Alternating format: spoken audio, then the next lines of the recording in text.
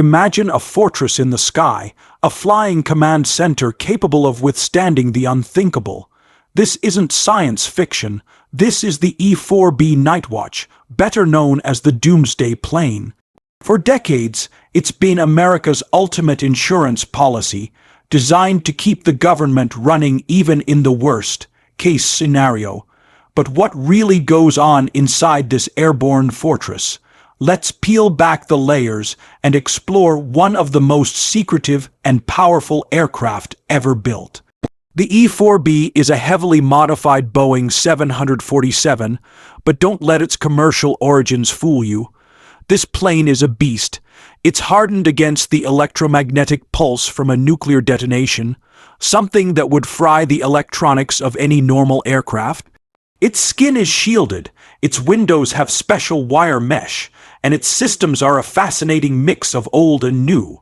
Why the mix? Because older analog technology is often more resilient to an EMP blast than modern digital circuits. It's a prime example of if it ain't broke, don't fix it. Especially when survival is on the line. The primary mission of the E-4B is to serve as the National Airborne Operations Center. If ground-based command centers like the White House Situation Room are compromised, the President, the Secretary of Defense, and the Joint Chiefs of Staff can take to the skies in an E-4B. From here, they can command U.S. forces worldwide, including launching retaliatory nuclear strikes. That's why one of these planes is always on high alert, 24/7, ready to launch within minutes. It's the ultimate mobile command post, ensuring that a decapitation strike against the nation's leadership is never a viable option for an adversary. So, what does it look like inside? The E-4B is divided into 3 decks and 6 functional areas. The main deck houses the command and control sections. There's the command work area, a conference room, and a briefing room. This is where the top brass would gather to analyze intelligence, make critical decisions, and communicate with military units across the globe. Think of it as a flying Pentagon, packed with advanced communication equipment. The plane is literally a giant antenna farm. A prominent hump on its back, called a radome, houses a satellite communications array, allowing for secure, high-bandwidth connections anywhere on the planet. Further back on the main deck, you'll find the operations team area. This space is filled with workstations for intelligence analysts, communication specialists, and strategic planners. These are the people who make everything happen, processing data and executing the commander's orders. There's also a rest area, because in a crisis, the crew could be airborne for days. The E-4B is capable of mid-air refueling, giving it virtually unlimited range and endurance. It can stay aloft for as long as its engines and supplies hold out. Let's talk about that communication capability, because it's the heart of the E-4B. The plane is equipped with an astonishing array of communication systems, from advanced satellite links to very low-frequency, or VLF, systems. This VLF system is particularly interesting. It uses a 5-mile-long trailing wire antenna that the plane unspools behind it. Why such a long antenna? VLF signals can penetrate deep into the ocean, allowing the E-4B to communicate with submerged ballistic missile submarines, the most survivable leg of America's nuclear triad. It's a failsafe to ensure the final, most crucial orders can always be sent and received. Upstairs on the upper deck is the flight deck. While it looks like a classic 747 cockpit, it's manned by a larger and highly specialized Air Force crew. Behind the cockpit is a navigation station and a small galley and rest area for the flight crew. Life aboard the E-4B during a mission is intense and focused. Every system is triply redundant.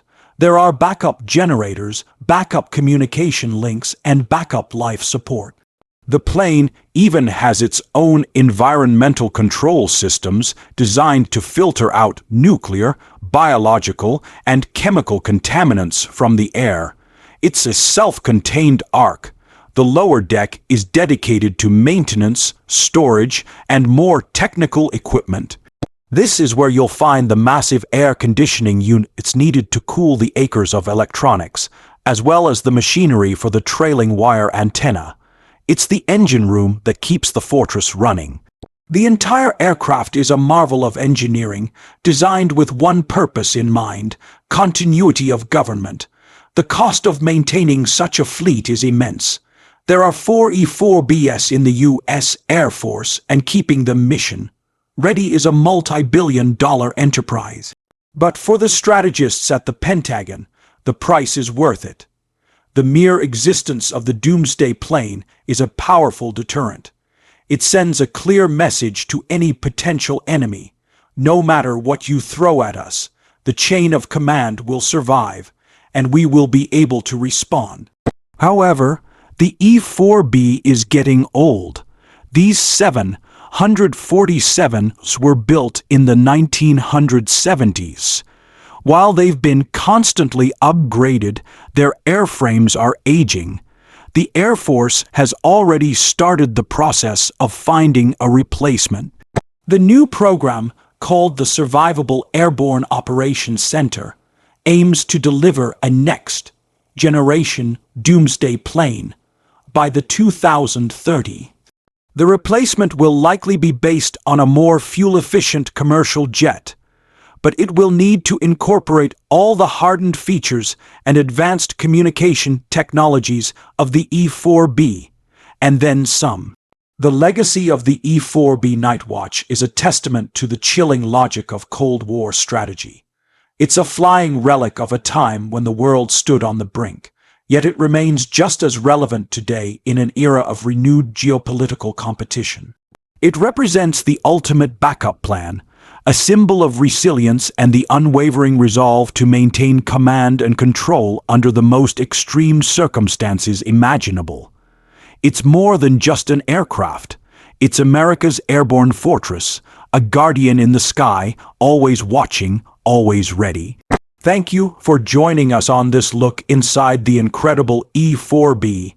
If you found this fascinating, make sure to hit that like button and subscribe for more deep dives into the world's most amazing military technology.